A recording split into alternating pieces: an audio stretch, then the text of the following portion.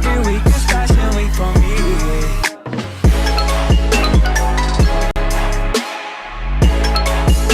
Hello people of the internet, my halls of happiness. I hope you are doing well today. In today's video, as you can probably tell by the title, I will be showing you guys how I make my thumbnails. Without any further ado, let's get on to the video. So what I like to do is I like to edit my videos and my thumbnails both on my iPad because I find it way easier because of the bigger screen. And the three main apps that I use to edit my thumbnails are Phonto, PicsArt, and Adobe Lightroom. I really like Lightroom because it makes my videos look more appealing to people. So the first step is actually creating the thumbnail photo, and what I like to do is I usually take my thumbnail pictures after I'm done filming a video so that I have a nice clear idea in my head, and then after that I like to airdrop the photos that I took on my phone into my iPad. After that, I choose my favorite photo that I've taken and put it into Phonto. So what I do is I go to plain images and then I click the white one and then I do 2048 by 1150 because those are the dimensions for a thumbnail. So then I just click done and then I push the kind of box with the arrow going out of it and then I push use. Then I push add image with the three little lines on the left hand corner, and then I go to favorites and then I just choose my favorite image out of the ones that I've taken. So once I've got my image, I like to adjust it to the size of the white little sheet of the background. I like to make it cover it so that it is the right dimensions for when I am uploading my thumbnail into YouTube. Then after that, I push the box with the little arrow going out of it and I push save image. And then I go into PicsArt and start adding some little tweaks and touches like that. So in PicsArt, I like to go to beautify and then use the blemish fix because there's some blemishes that I like to fix. Usually it's like on the wall or something. I actually like to use it for a lot of the background, but sometimes it is on my skin. So I just like to fix the blemishes like that. And it just makes the photo look way cleaner. I actually like to keep my dimples in there because I just like my dimples, but like everything else, like maybe if I have like a breakout or something, I just like to clear those out.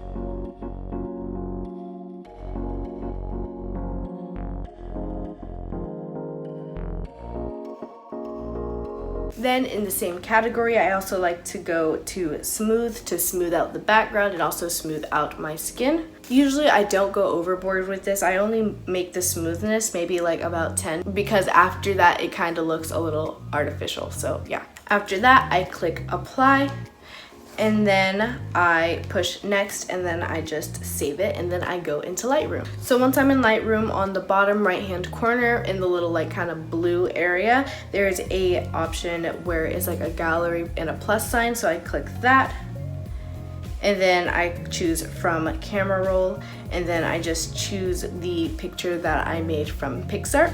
And then I go to presets and I go to user presets out of the ones that I made, and then I choose my vibrant one and then I like to adjust it depending on the lighting and things like that, but this one looks pretty good, so I'm just gonna leave it how it is. So after that, I like to go back into PicsArt to add the blurry background and the little white outline that you guys see over my body in all of my thumbnails. So I click the image that I adjusted in Lightroom and then I go to effects.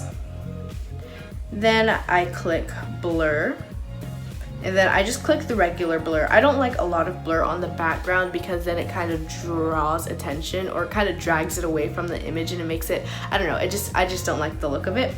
So I drag the blur down to a little bit and then I click the eraser icon and then I push background. And then I kind of just adjust the blur accordingly. So then I click the check mark and then just kind of adjust it as needed, and yeah, that's pretty much it.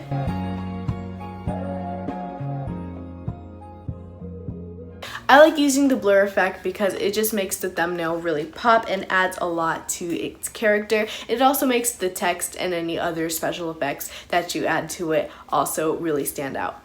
So after that, I click apply and then I go to brushes. And then I click the one that just has the solid circle around the brush. And then I just choose the white color. And then I change the size to about 5. And then I start outlining myself with the brush. So it's really easy. It really helps if you have some Apple Pencil or a stylus of some sort. But I just use my finger. It's actually pretty easy using your finger as well. So I just kind of drag it around like that, but it's a very tedious process, so I'll be back when I'm done with this. Okay, so now that the outline is done, I just click apply and that's it. Then like the last time, I just click next and then push save and then download photo. So then I go back into Fonto and then I click, instead of plain images, I click all photos, and then I choose the photo that I saved from PicsArt. And then I start playing around with the text and the layout and things like that. My go-to font is using Arial Bold Italic. I just really like how it looks and it gives a nice aesthetic vibe to it. So that's usually what I use for one of the side texts, and then for the main text that will grab the reader's attention, I might use something that pops, maybe like Cherry or maybe a script font or something like that. In my thumbnails, I like to have a very cohesive theme or color scheme with all of them, so I like to use very nude colors like blush pink and maybe pastel yellow, or I use the occasional green. I also like to use black and white as well. I like a lot of colors, but I've learned that once your thumbnails start to look very cohesive, more people will know like your videos and they'll recognize your videos when they get on the recommended page or things like that. Usually for the main text, like the one that needs to pop, I will add like the most colors or the most fun things around, and then the one that's kind of like the supporting text, I just like to put in black and white so that the main focus is on that one main text.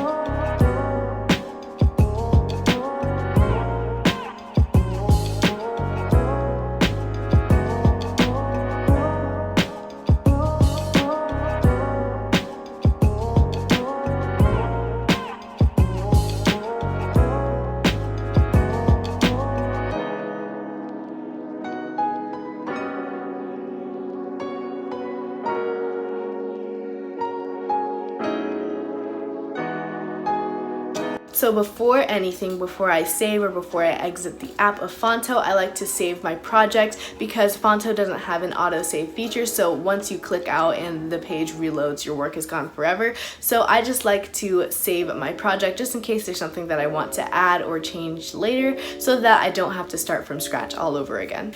After all that's done, I go into PicsArt for a third time and I add the border or some nice stars to really pull the piece together. So to add a border, I just go to the border icon and I click that and then I put inside, because if you do it outside, then when it's in YouTube, it'll get cut out. So I just turn the outer to 0 and then turn the inner to 10. And then I turn the opacity up to 100. If you don't know what the opacity is, it's basically how see-through something is. So if the opacity is low, that means it's more see-through, and if the opacity is high, then that means that it's less see-through and more solid. So then I already have a color pre-saved on here, and I just use this yellow that you guys see in my signature videos. And then I click apply, but I forgot to add the stars. So then I go to stickers and then, ooh, actually these are nice stars right here.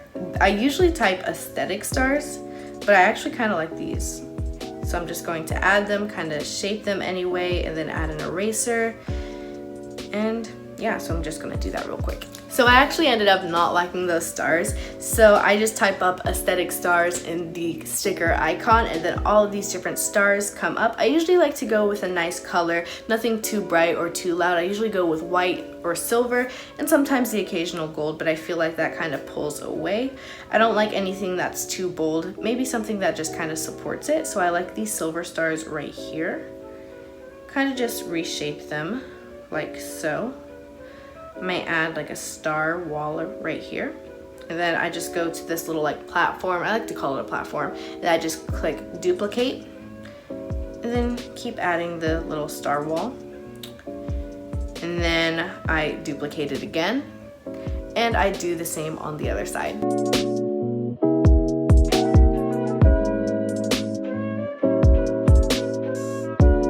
After that, I go to the eraser icon and then just erase any broken parts of stars or anything that just doesn't look right or isn't appealing to me.